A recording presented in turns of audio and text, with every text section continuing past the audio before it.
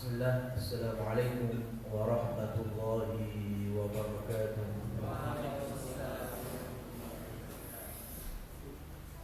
Alhamdulillah, alhamdulillahi wa kafa.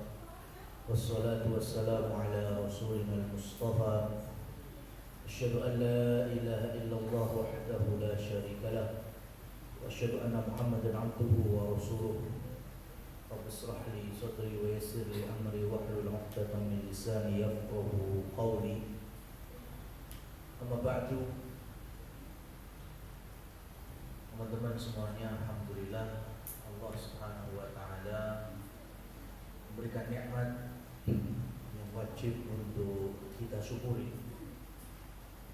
Dan hari ini kita mencoba lebih mendalami bagaimana sikap dan amalan syukur tersebut.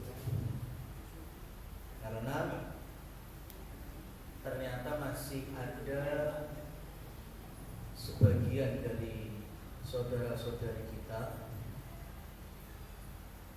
bersyukur kepada Allah Subhanahu wa taala dan tentunya berpahala, mendapatkan ganjaran, tapi kurang tepat, tidak sesuai bersyukur yang telah dituntunkan oleh syariat. Baik, di dalam Al-Quran Allah Subhanahu wa ta'ala berikan nikmat yang banyak itu kepada Rasulullah Muhammad sallallahu alaihi wasallam. Ayatnya semua dari kita hafal, karena terletak di dalam surat terpendek di dalam Al-Quran. Al-Quran itu kan terbagi ke beberapa jenis surat.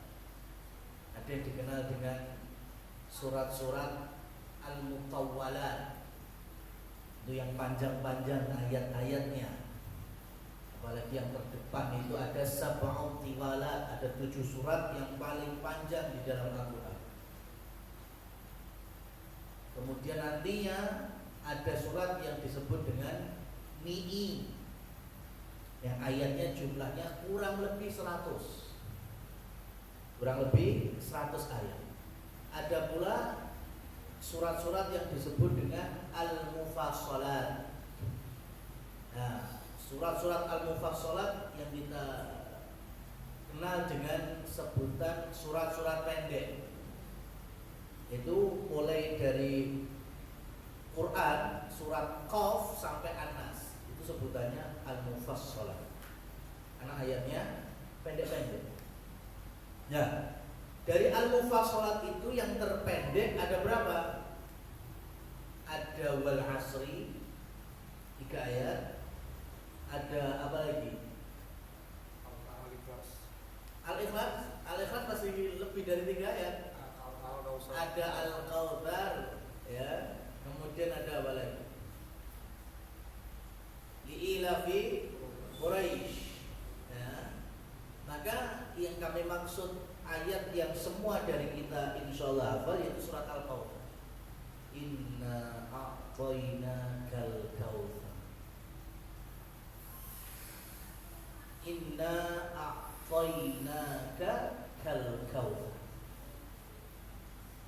Allah sampaikan kepada Nabi Muhammad sallallahu alaihi wasallam bahwa kami, kata Allah, berikan untukmu Al-Kautsar.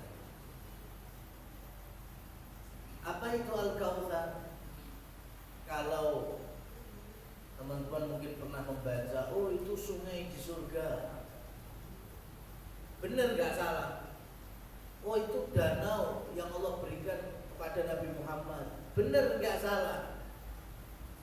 Oh itu sumber mata air yang Allah berikan kepada Nabi kita Muhammad sallallahu alaihi wasallam. Benar gak salah? Tapi itu hanya di antaranya. Sebagaimana tafsir Abdullah bin Abbas radhiyallahu anhu, Ibnu Abbas menjelaskan bahwa yang dimaksud dengan Al-Kautsar adalah nikmat yang banyak. Itu Al-Kautsar.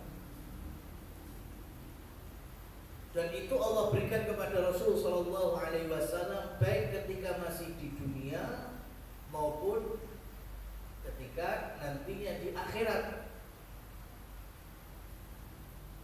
Jadi kalau Allah berikan kepada beliau surga Firdaus, kemudian ada danau khusus ya, milik beliau di surga, sungai milik beliau di surga, itu diantaranya saja. Karena Al-Kautsar itu asli tafsirnya itu nikmat yang banyak. Dan ternyata nikmat-nikmat yang banyak itu yang terpenting adalah nikmat apa? Apakah sungai di surganya? Tidak. Ya, apakah karena banyak sahabatnya? Bukan. Kalau kita membaca surat Ad-Duha, jadi surat Wad-Duha sama Inna A'tayna itu kan dekat sekali dengan Nabi Muhammad sallallahu alaihi wasallam. Kalau dalam surat Ad-Duha Allah sampaikan wala saufa yu'tika rabbuka fatarqa. Apa saja yang Allah berikan kepada Nabi Muhammad SAW, Nabi pasti ridho. Nah, ini jadi nikmat yang paling besar itu nikmat ketika Allah berikan hidayah, petunjuk, ilmu, sampai kita bisa memahami dengan baik hidayah itu, sehingga kita bisa ridho dengan ketetapan Allah Subhanahu wa ta'ala.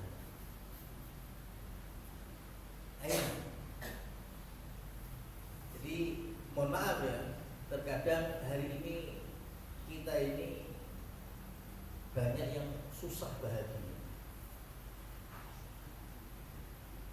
ya. Kesana kesini wirawi ya, ngalor ngidul pontang panting, bahkan sampai diriwangi golek dunya kalau nonton alasannya apa? Untuk bahagia. Padahal orang beriman adalah orang yang paling bisa menikmati kebahagiaan apapun itu bentuknya. Kita punya ulama namanya Syekhul Islam Ibnu Taimiyah. Itu pernah dipenjara oleh pemimpin yang boleh. Dan di penjara beliau menghasilkan karya fenomenal, yaitu kitab berpuluh-puluh jilid ya, pertanyaan dan jawaban hampir seluruh masalah dan problem sosial masyarakat kaum muslimin dan yang lainnya, yaitu dengan judul kitab Majmu' Fatawa, kumpulan fatwa-fatwa Syekhul Islam Ibnu Taimiyah. Itu ditulis di mana? Di penjara. Dan penjaranya nggak seperti hari ini, itu sudah di ruangan sempit, terus di dalam tanah lagi, pengap. Tapi beliau mengatakan demikian, madza yaf'aluna bil a'dha'i, apa sesungguhnya mereka lakukan terhadap fisikku ini? Mereka mau apa berjanjinya? In sajanuni fa innaha usla.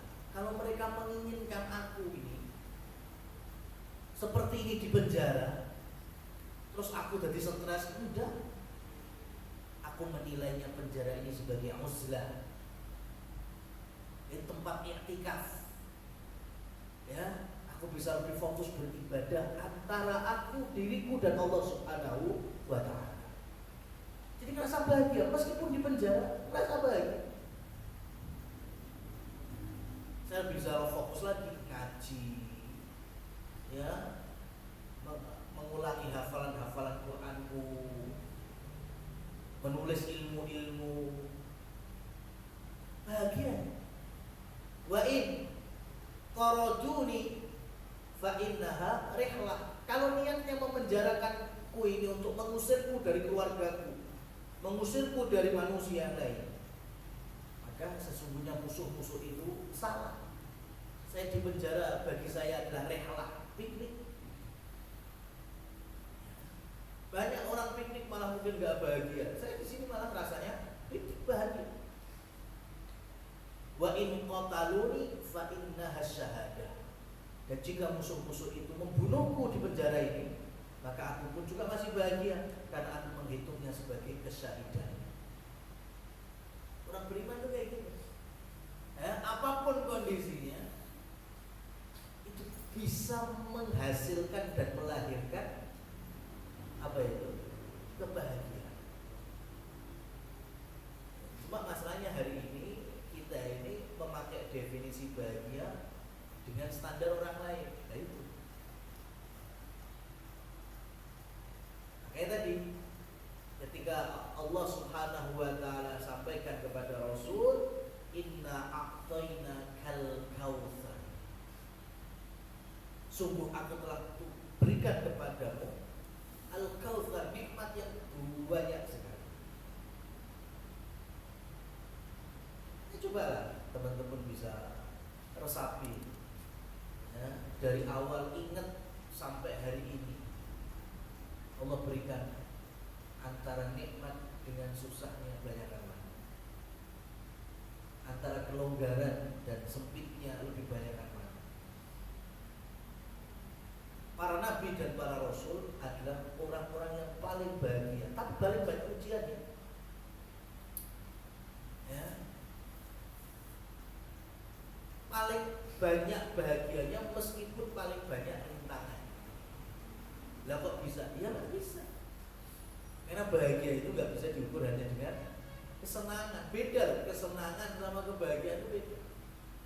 Karena kesenangan itu lebih cenderung sesuai nuruti hawa nafsu. Tapi kalau kebahagiaan itu betul-betul dari hati dan itu sifatnya awet. Kalau senang paling cuma berapa menit, berapa jam.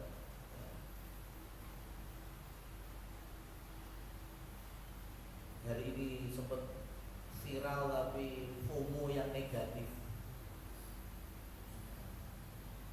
Gak jauh dari tempat tinggal saya dengan orang tua Jawa Timur itu yang sempat viral jembatan Cangga. Itu jadi FOMO, wong bunuh diri ya, jempalek loh. Ya. Dan ternyata ditelisik, ya, diulik, rata-rata putus cinta, nggak direstui orang tua, ya.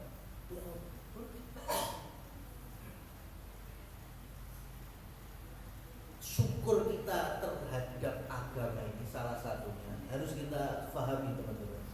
Karena Islam adalah agama yang memiliki asasiyatul khamsah. Asasiyah khamsah, 5 dasar. Bukan cuma Pancasila ini, 5 dasar. Dasar apa? Yang terpenting diantaranya yaitu asasiyatun nafsi, yaitu pokok dasar jiwa. Apa itu? Hifdzun nafsi, menjaga jiwa, menjaga nyawa. Itu bagian dari maksud adanya syariat Islam. Makanya seluruh perilaku yang bisa membahayakan jiwa dosa besar. Ya. Coba apapun yang membahayakan jiwa, membahayakan nyawa, itu dosa besar. Minum racun, dosa besar. Membunuh sesama, ya, dosa besar. Narkoba, karena ada madharat bisa sampai menghilangkan nyawa, dosa besar. Bunuh diri juga sama. Apalagi Nabi lebih fokus lagi untuk ini. Man qatala nafsahu fa huwa finnar. Ya, siapa yang bunuh diri maka tempatnya besok di neraka. Jelas ya. Dan nantinya Allah akan azab di neraka sesuai dengan metode dia bunuh diri. Kalau dia bunuh dirinya minum racun, berarti besok azabnya minum racun. Kalau dia bunuh dirinya dengan cara gantung, berarti besok azabnya di neraka digantung. Kalau bunuh dirinya nyolot jempale jembatan, maka besok di neraka juga nyonyor itu, bolak-balik jungup ke jembatan neraka. Nah, ya. Maka gak ada namanya dunia itu gak ada rintangan, gak ada masalah, gak ada namanya aja dunia darul ibtila. Dunia itu memang tempatnya ujian. Ya banyakin teman yang baik. Bukan hanya banyak teman dok ya. Akeh teman tapi gak peka padha wae. Ya. Perbanyak teman atau lingkungan yang baik. Jadi kalau kita sedang ada masalah, itu ada kepekaan mereka, bisa nggak setidaknya mendengar dan memberikan nasihat, solusi kebaikan. Sekarang lagi stres dewe ya, ngelanur, numpak motor, ya kan? Kemudian melewati tempat-tempat sepi, gak ta'awud, gak bismillah, ya itu langsung maksud kerasukan bilangnya jembatan, ya kan? Sesuatu yang indah nyolot, syukuri nikmat hidup itu patut disyukuri. Nah sekarang ketika Rasul Shallallahu Alaihi Wasallam Allah berikan nikmat yang banyak dan yang terpenting adalah hidayah sampai beliau bisa ridho,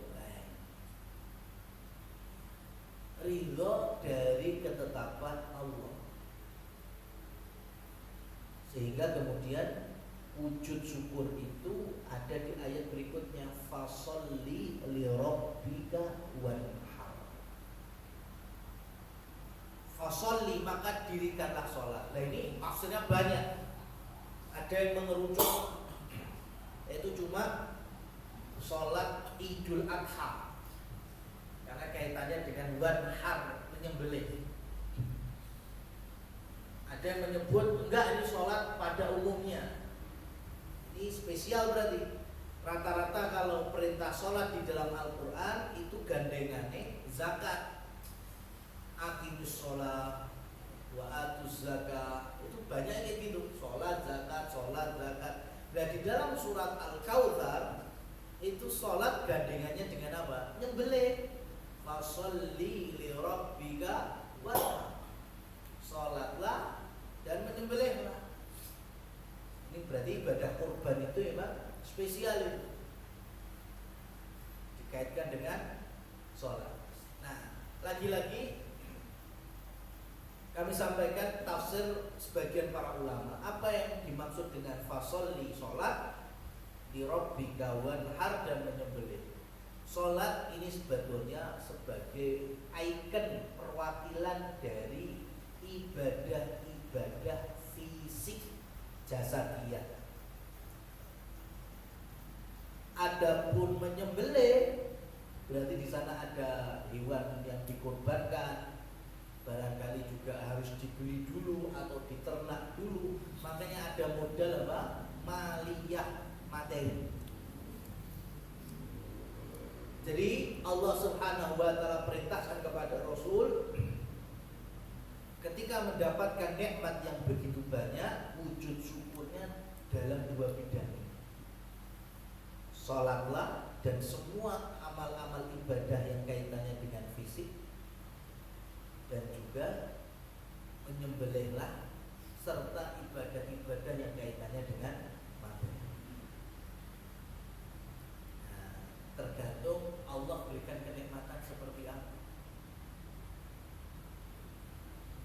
Jadi barangkali ada di antara kaum muslimin fakir, miskin, dia kekurangan kalau materi, tapi masya Allah gak nanti loro, masuk angin beda. Ini kan juga nikmat.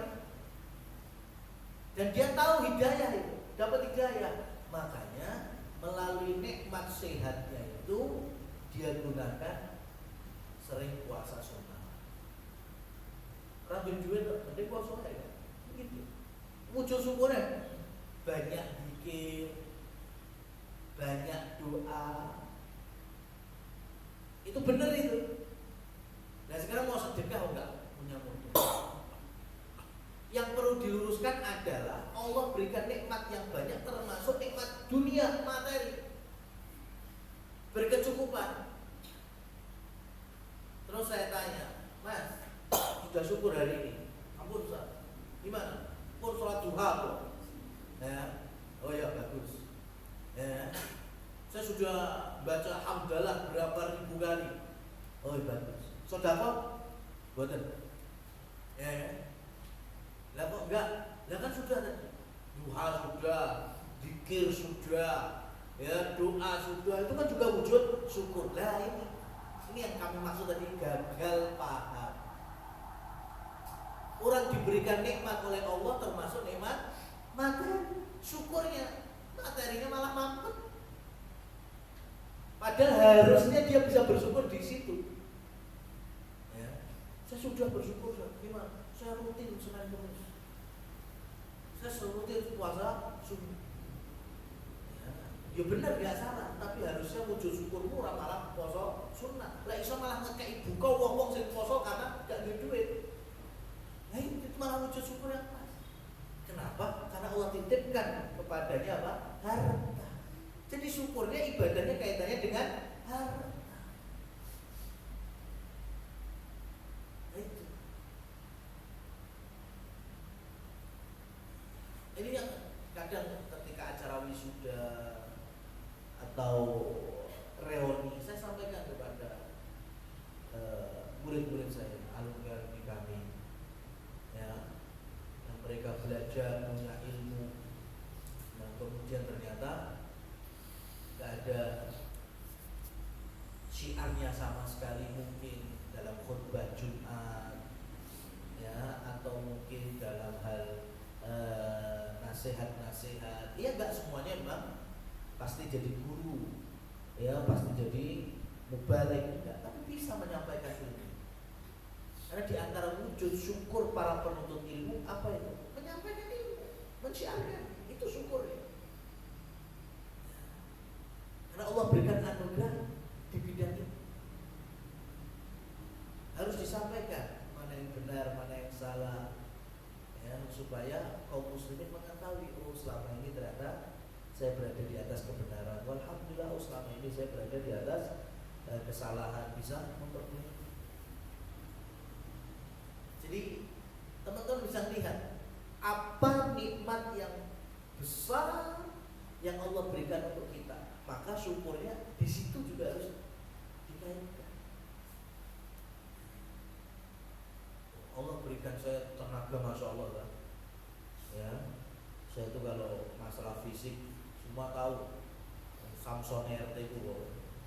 Ya, tidak apa-apa, berarti bisa wujud syukur membantu.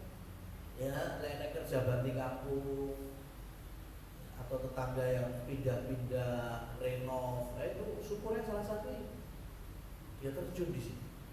Karena Allah berikan kenikmatan yang mungkin tidak Allah berikan kepada yang lain. Berarti syukurnya di situ harus lebih kuat dibandingkan manusia yang. Nah dari sini makanya Allah Subhanahu wa Ta'ala berikan kepada Nabi Muhammad perintah wanhar, menyembelih, dan yang disembelih apa kira-kira? Unta kah? Kambing, domba kah? Sapi, yang mana kira?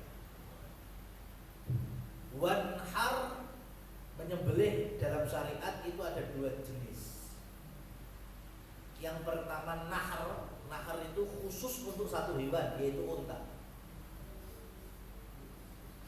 Kenapa? Karena nusuknya di pangkal leher yang mendekati badan. Unta kan mak jelunding ini ya. Nah Nah, itu bukan yang ujungnya leher dekat sirindas ora, tapi leher yang dekat badan. Itu modelnya nahar. Hanya ada satu binatang, itu unta. Yang lainnya nggak ada nahar. Ya. Jadi anak pitik model nyembelih kurdi nahar, nah itu belum halal untuk kita konsumsi. Gimana modelnya? Ditujuk kemudian baru diseleret. Itu nahar. Jadi unta itu cara menyembelihnya gitu. Tujuk kemudian baru diseret. Sudah nanti guling dewe muncul dewe. Itu cuma satu binatang unta. Jadi pitik model ditujuk, nah itu jadi belum halal untuk kita konsumsi. Udah saya sembelih, tapi nyembelih murah kaya syariat itu nahar. Biasanya orang ngomong ini, tapi bener. Ya, teman-teman lihat das-das pitik terus jadi pecel ayam, ya, atau ayam goreng, tapi bagian lehernya kok bolong, ora sigra, ya, tapi bolong, itu patut dicurigai. Berarti itu nyembelihnya pakai model nahar. Dan nahar itu hanya ada di unta saja, lainnya nggak boleh. Biasanya tukangnya kayak cepet itu. Karena model pangote saya pernah lihat di daerah mana itu Colomadu, ya Tugu Boto sekitar itu kan banyak ayam-ayam gitu kan. Itu memang pangote kaya pulpen sing model zaman biyen. Rodok mingkup terus apa jenenge merucut. Jadi memang model jelek cepet. Oke, ini nggak sah untuk kita konsumsi, jatuhnya bangke. Nah, selain unta itu pakainya zabah, bukan nahar tapi zabahayat baru, zabah itu nyembelihnya di leher yang sudah dekat dengan das kepalanya, kemudian model dikelekat, ya dikucurkan darahnya sejak awal, jadi nggak ditujuk dulu langsung diletak. Itu untuk binatang-binatang yang halal, ya dikonsumsi seperti ayam, mentok, bebek, semuanya, domba, kambing, sapi, kerbau, kayak gitu model. Nah, ternyata Nabi kita Shallallahu Alaihi Wasallam diperintahkan untuk apa? Menyembelihnya unta. Dan di masa beliau harga antara unta, domba, kambing, ya, kuda, kira-kira mana yang paling mahal? Unta. Unta itu mahal. Dengan berbagai macam jenisnya, ya, jangan dibandingkan nanti kuda perang sama unta untuk dagang, itu tuh kuda perang lebih mahal. Ya, tapi kalau sama-sama kuda perang sama unta yang biasa untuk perang juga, nah itu bisa tetap mahal. Unta. Jenisnya macam-macam.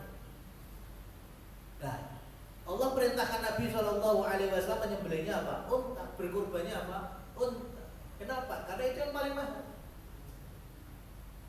Dan Allah sudah sampaikan dianugerahkan untuk Rasul nikmat yang banyak.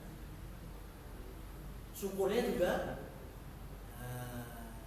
nggak abalah, nikmat yang banyak, syukurnya juga harus maksimal. Makanya nyembelihnya apa? Unta. Ya, tahun ini ngaji menjelang Idul Kurbannya kita naikkan levelnya. Kalau beberapa tahun ke belakang itu kan kita motivasi supaya semangat berkorban dengan korban minimalis, ya, korban minimalis, yang penting sah, gitu kan? Yang penting sah, ambil jenisnya domba gibas, wis paling murah dari seluruh jenis kambing di Indonesia. Terus yang kedua, ya, belinya yang betina, ya, karena mesti luwih murah timbang senjata. Kemudian yang ketiga, beli yang usianya sudah masuk batas sahnya berkurban untuk wedhus kibas berapa? Lulus 6 bulan masuk bulan ke-7. Bisa bayangkan tuh. Ya kan? Wedhus gembel betina kemudian 6 bulan ke atas. Harganya mesti paling murah. Kalau dapat larak berarti sampai keblonjok nih, kapusan ya bakul. Ya, sudah jelas itu. Sudah jelas paling murah. Nah, ini yang kita jadikan dulu semangat supaya apa? Teman-teman bisa menikmati ya ibadah kurban. Bagaimana regane orang yuto mangatusan tidak isu. Makanya kita motivasi, no sing sak yutone wis enek. Tapi itu spesifiknya klasifikasi jenis-jenisnya kayak gitu. Speknya yo wedok, betina, kemudian masuk bulan ke-7 gibas. Udah. Punya duit sak yuto 200 misalnya, masih bisa itu. Ya, masih bisa. Nah, mau disembelih sendiri, mau dititipkan ke panitiaan masjid, kampung, monggo silakan. Sekarang karena Masya Allah ya, sebagian kaum muslimin Allah lapangkan dunianya,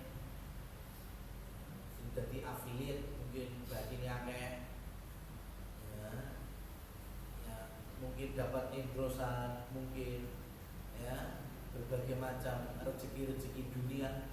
Maka sekarang saatnya kita naikkan levelnya.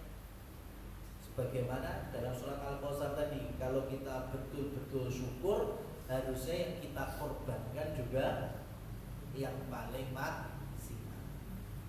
Maksimal untuk kita ya, jangan lihat orang lain, maksimal untuk kita. Makanya kalau saya pribadi itu banyak mengambil pelajaran itu karena kan di pesantren kami itu kan menerima berbagai macam jenis orang dan berbagai macam jenis hewan kurban. Itu setiap tahun pasti ada cerita.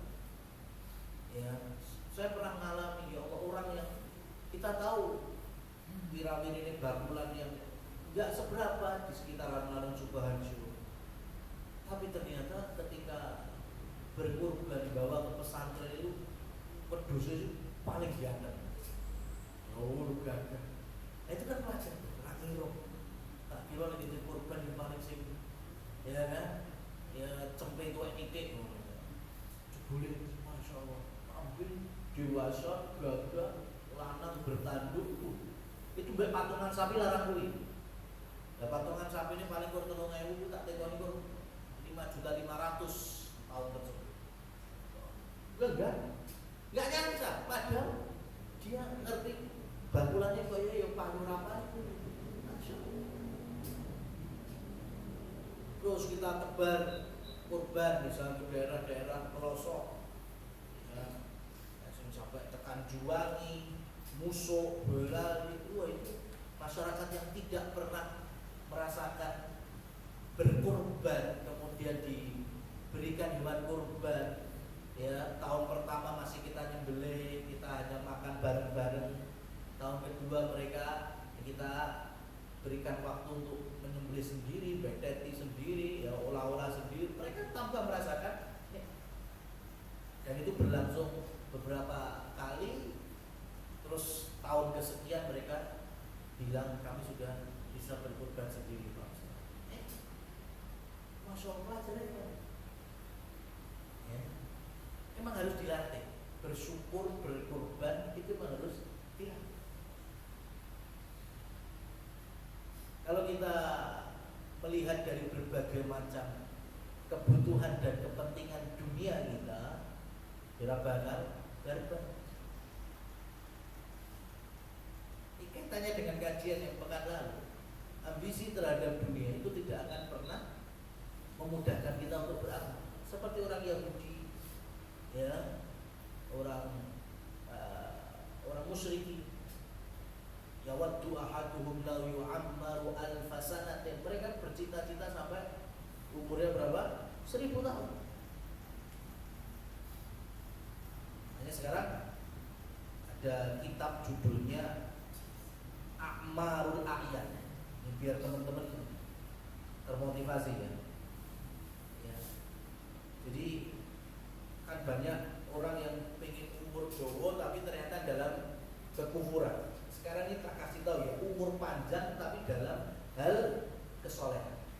Dan ini nyata, ada datanya dalam kitab karyanya Imam Ibnu Jauzi A'marul A'yan. Nih saya sebutkan ya, dari zaman Nabi Adam sampai Nabi Nuh saja. Nabi Adam itu Allah berikan momongan yang menjadi nabi setelah beliau, itu Nabi Sis. Itu Nabi Adam dapat anak Sis, itu umur Nabi Adam 130 tahun. Kayak dua anak Nabi Sis.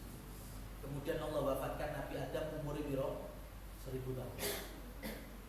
Dilanjutkan Nabi Sis. Nabi Sis punya anak, ya menikah, punya anak di usia beliau 105 tahun. Ya, 105 tahun.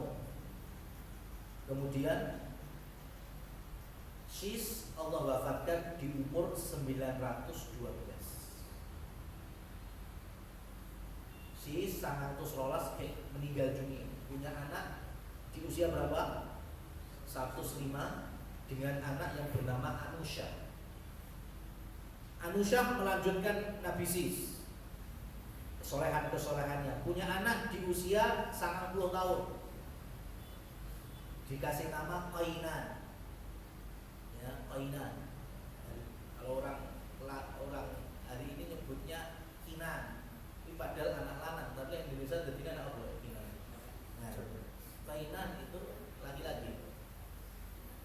Anusha punya anak Qainan, umurnya berapa tadi? 90. Dan Qainan Anusha wafat usianya 100 second.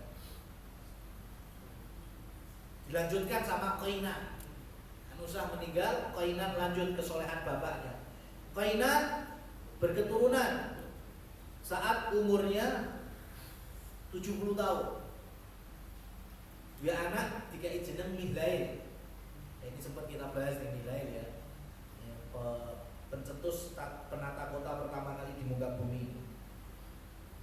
Mihlail lahir, ya, Qainan wafat usianya 970. Kayak meninggal. Mihlail melanjutkan, menikah, punya anak di usia 65 tahun, lahirlah Iyad bapaknya Nabi Idris. Ya, Mihlail wafat umurnya 895. Lanjut ke Iyad di usianya yang 160 tahun, lahir momongan Idris, Khanu, ya, Nabi Idris. Iyad Allah wafatkan di usia 962 tahun. Nabi Idris melanjutkan kesolehan bapaknya, bahkan menjadi nabi. Di usianya yang ke-65 baru dapat momongan namanya Mutawaslah. Dan Nabi Idris Allah wafatkan di usia paling pendek dari zaman-zamannya. Mung 365. Umur Nabi Idris itu 365 tahun. Panjang apa pendek ini? Dari sebelumnya terpendek. Kalau kita, jangankan menungso, ini kan usia negara dewi dijajah. Ya, negara kita dijajah 3,5 abad lagi umur Nabi Idris 305.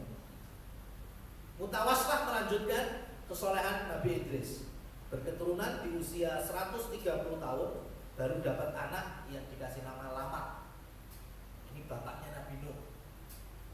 Ya, dan Mutawaslah wafat di usia 919 tahun. Lamak kemudian melanjutkan kesolehan Mutawaslah. Lamak melahirkan anak yang dikasih nama Nuh di usianya yang sudah 187 tahun. Jadi umur 110 itu kayak dua momongan dikasih nama Nuh. Dan Lamak wafat usia 782 tahun. Saya ini semuanya gak tahu Nabi Nuh ya. Nabi Nuh umurnya berapa? Umur dakwah aja 100 tahun. Alfun illa khomsin. umur dakwahnya 950 tahun. Itu umur dakwahnya.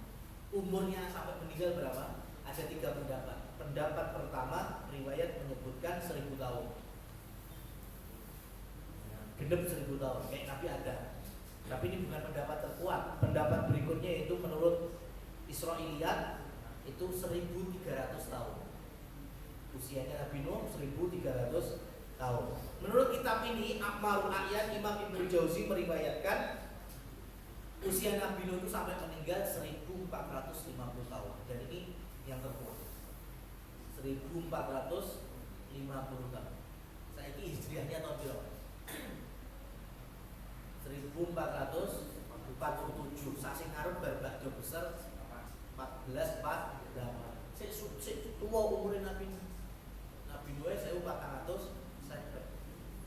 2 tahun lagi baru hijriah kita sepadan dengan usianya Nabi. Ya. Orang-orang dulu panjang-panjang usianya, tapi di atas kesolehan. Nah hari ini banyak orang yang pengen umur dawa tapi untuk apa? Maksiat, main-main. Ya percuma kalau kayak gitu. Agama Allah tidak akan ya lepas dari orang-orang seperti ini. Maka nasihatnya Nabi, sebaik-baik manusia siapa? Maqala umruhu wa hasuna amaluhu. Orang yang umurnya panjang tapi amalnya juga banyak. Jadi usianya sepadan dengan amalan syukur-syukurnya tadi. Jadi kalau kita ini sedang bermaksiat, melakukan dosa, itu hakikatnya kita sedang menghilangkan keberkahan dan syukur dalam kehidupan kita.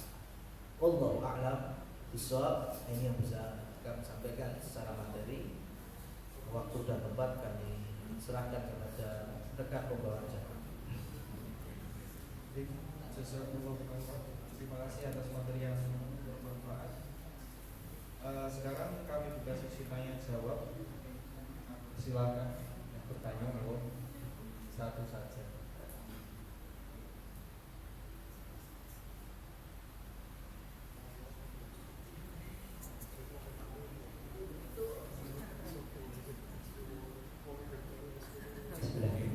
Assalamualaikum warahmatullahi wabarakatuh. Tadi berbicara tentang korban, saya ada pertanyaan tentang korban juga.